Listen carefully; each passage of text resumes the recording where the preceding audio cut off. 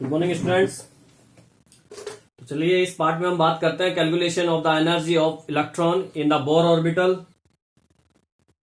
यानी बोर कक्षक में इलेक्ट्रॉन की ऊर्जा की गणना करेंगे हम कि कक्षक के अंदर इलेक्ट्रॉन राउंड कर रहा है, उस इलेक्ट्रॉन की एनर्जी कितनी है, उसकी ऊर्जा कितनी है, इसकी बात होगी। तो यहां पे जो टोटल एनर्जी आएगी, टोटल जो एनर्जी होगी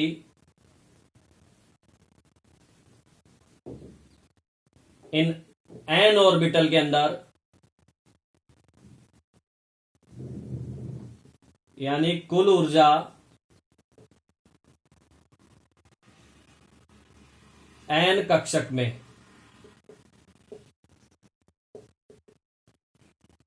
ये होगी ई एन इजिकल टू के ई प्लस पीई। मतलब कुल ऊर्जा kinetic energy plus potential energy, यानी गतिज ऊर्जा प्लस स्थितिज ऊर्जा, दोनों का योग कुल एनर्जी होगी। अब देखिए जो काइनेटिक एनर्जी है वो क्या होती है, फिजिक्स में आपने पढ़ा होगा। काइनेटिक एनर्जी के E is equal to 1/2 mv square. ये क्या है, ये गतिज ऊर्जा है, गतिज ऊर्जा के ई बराबर 1/2 mv स्क्वायर। और इसके अगर पोटेंशियल एनर्जी की हम बात करें, पोटेंशियल एनर्जी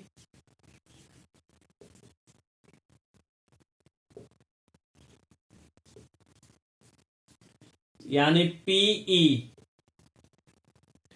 हिंदी में पोटेंशियल को क्या बोलते हैं, स्थितिज ऊर्जा।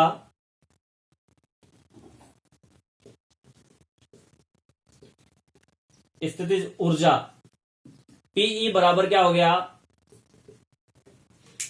अब देखो फिजिक्स में हम जो पोटेंशियल एनर्जी लेते हैं वो अलग है, यहां पे इलेक्ट्रॉन के लिए बात हो रही है, इसलिए जो पोटेंशियल एनर्जी जो स्थितिज ऊर्जा है वो आपकी होगी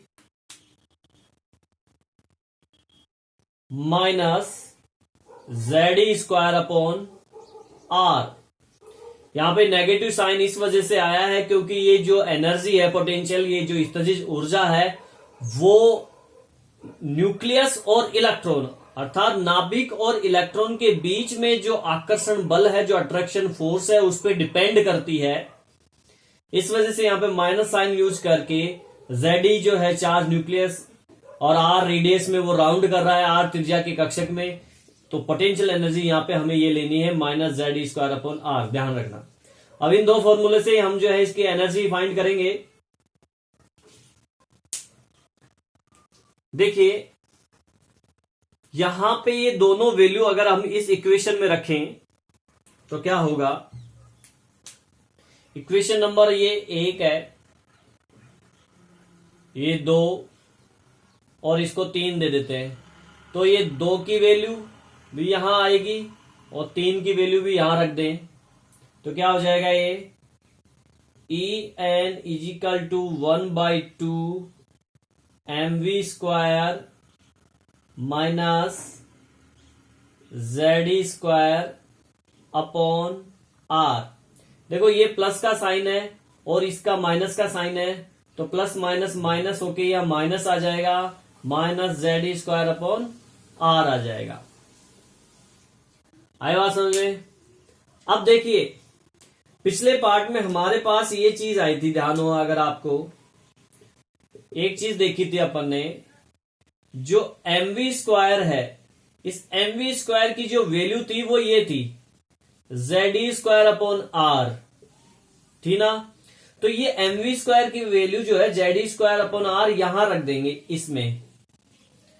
तो जब यहां ये वैल्यू रखेंगे तो अपना इक्वेशन हो जाएगा E N is equal to 1/2 Z E square upon R minus Z E square upon R. ये बन गई इक्वेशन। अब एक चीज बताइए मुझे, ये क्या है? हाफ है। ये जो जेडी स्क्वायर अपॉन आर क्या है? हाफ है। 1/2 लगा हुआ है यहाँ पे, और जेडी स्क्वायर अपॉन आर यहाँ पे 1/2 नहीं लगा हुआ, तो ये फुल है। तो अगर हम आधे को एक में से माइनस करेंगे तो क्या बचेगा? आधा ही बचेगा, ठीक है कि नहीं? अगर हम ये करते हैं 1/2 माइनस 1, तो क्या बचेगा? 1/2 बचेगा। किसका? माइनस का बचेगा। तो यहां पे भी यही चीज है, आप देख सकते हो ये फुल है जेडी स्क्वायर अपॉन आर, और ये जेडी स्क्वायर अपॉन आर क्या है? हाफ है, 1/2 लगा हुआ है। तो इस हाफ को इस फुल में से माइनस करेंगे तो माइनस का हाफ बचेगा। तो अपन इसको लिख देंगे E N is equal to minus 1/2 Z E square upon R. ये इक्वेशन हो गई हमारी एनर्जी फाइंड करने के लिए, ठीक है ना? यहां पे अगर हम आर की वैल्यू रख दें, आर की वैल्यू देखिए यहां पे रखते हैं। पीछे हमने एक जगह आर की वैल्यू फाइंड की थी, वो क्या थी? आर की वैल्यू, वो आर की वैल्यू ये थी, R is equal to N square H square upon 4 pi square M Z E square, ठीक है ना? इस वैल्यू को हम यहां रख देंगे आर की जगह। तो फॉर्मूला हमारा क्या हो जाएगा? ये हो जाएगा E N is equal to minus 1/2 Z E square into 4 pi square into M into Z E square upon N square H square. देखिए ये जेड और ये जेड, जेड स्क्वायर हो जाएगा। ये ई स्क्वायर और ये ई स्क्वायर ई की पावर 4 हो जाएगा। तो ये क्या लिख देंगे हम इसको? E N is equal to minus 1/2 लिख लो, या अब अपन इसको डायरेक्ट ये भी लिख सकते हैं -2। क्यों 2 क्यों कैसे लिख सकते हैं? क्योंकि ये देखिए नीचे आ रहा है 1/2 नीचे आ रहा है, तो इस 2 से ये कट जाएगा ना 4, तो यहां 2 बचेगा। तो इसी 2 को मैं लिख रहा हूं यहां पे -2 पाई स्क्वायर है ये,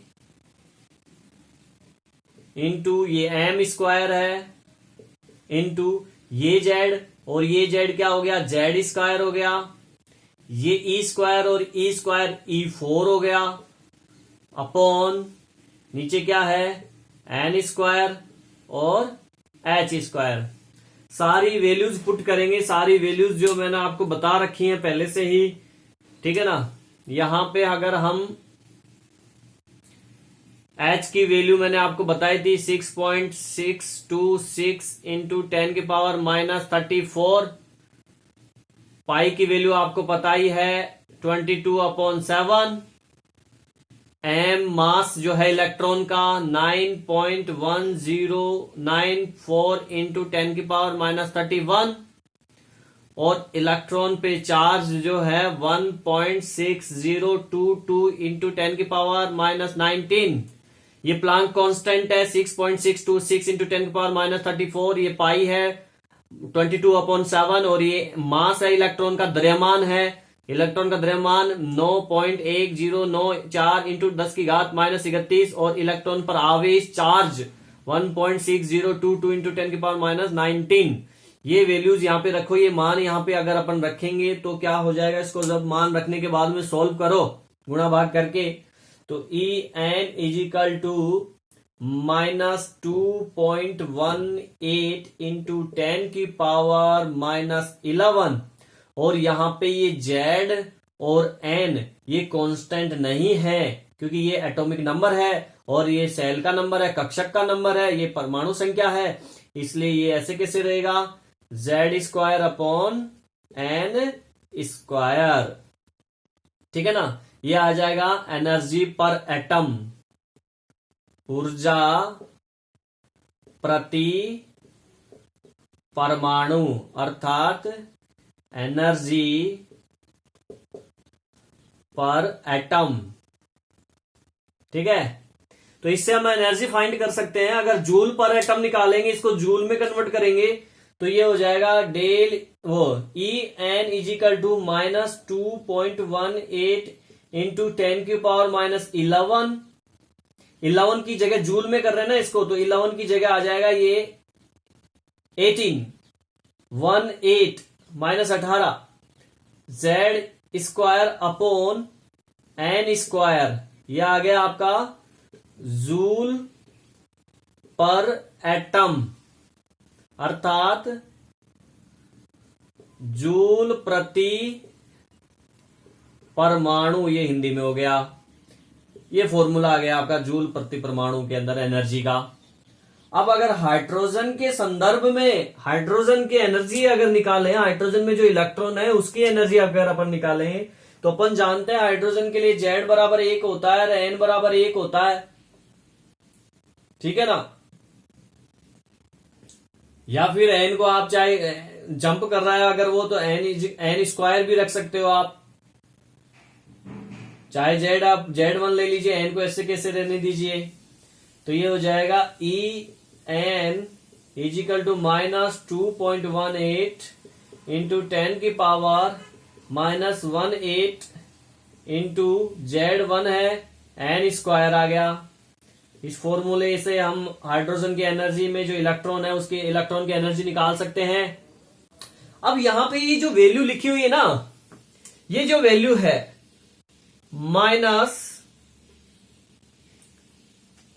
ये जो वैल्यू है -2.18 इंटू 10⁻18,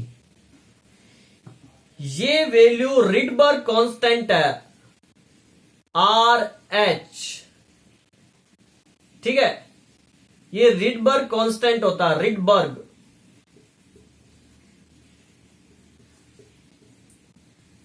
रिडबर्ग नियतांक है ये, यानी कांस्टेंट। और यहां माइनस लगा हुआ है तो हम माइनस लगा के ये लिख सकते हैं RH। तो ये हो जाएगा En इजिकल टू -RH, क्योंकि हाइड्रोजन के लिए H, इसलिए रिडबर्ग ने बताया, इसलिए रिडबर्ग RH से शो करेंगे। रिडबर्ग कांस्टेंट को हाइड्रोजन के लिए है, इसलिए RH 1/n स्क्वायर, ये हो गया एक फॉर्मूला। ये RH की वैल्यू ये है 2.18 इंटू 10⁻18, ठीक है। तो ऐसे अपन एनर्जी जो है रिडबर्ग कांस्टेंट लिखने के बाद में अपन एनर्जी निकाल सकते हैं। अब मिनिमम एनर्जी अगर हाइड्रोजन की निकालेंगे अगर, तो मिनिमम एनर्जी जो हाइड्रोजन की निकलेगी वो निकलेगी 1 से, यानी N इजिकल टू यहाँ पे 1 लेंगे हम। जब N इजिकल टू यहाँ पे 1 आएगा तो ये क्या आ जाएगा, ये हो जाएगा 1 का स्क्वायर, ठीक है। तो फाइनली जब 1 का स्क्वायर को 1 में डिवाइड करेंगे तो ये हट जाएगा पूरा का पूरा, एक का तो एक ही जीरो रह जाएगा, यहाँ पे ये हो जाएगा, मल्टीप्लाई करेंगे तो यही आएगा -RH। और RH की वैल्यू कितनी होती है ये, तो ये रख दीजिए यहाँ पे RH की वैल्यू क्या 2.18 इंटू 10⁻18 जूल, ठीक है। तो ये हाइड्रोजन के एक फर्स्ट मिनिमम एनर्जी होगी फर्स्ट सेल के लिए इलेक्ट्रॉन की। आगे बात समझ में, ठीक है। अगर सेकंड सेल के लिए बात करेंगे ना अपन, सेकंड सेल के लिए, तो सेकंड सेल के लिए क्या हो जाएगा, N इजिकल टू 2 हो जाएगा। तो यहां पे आप 2 रख दीजिए, यहां पे वैल्यू क्या रख दोगे, 2 रख दोगे। 2 का स्क्वायर क्या हो जाएगा, 4 हो जाएगा। 4 को 1 से डिवाइड करेंगे अपन, और डिवाइड करने के बाद जो वैल्यू आएगी उसको इससे मल्टीप्लाई कर दो। मल्टीप्लाई करने के बाद में क्या आएगा आपका, ये आएगा E2 के लिए आपका आ जाएगा -0.545 इंटू 10⁻18 आ जाएगा, ठीक है ना। आप सोल्व कर सकते हो यहाँ पे 2 रखकर। तो इस प्रकार से हम किसी भी सेल की जो है एनर्जी फाइंड कर सकते हैं। इलेक्ट्रॉन के अंदर इलेक्ट्रॉन की एनर्जी निकाल सकते हैं, परमाणु के अंदर जो इलेक्ट्रॉन घूम रहा है उसकी।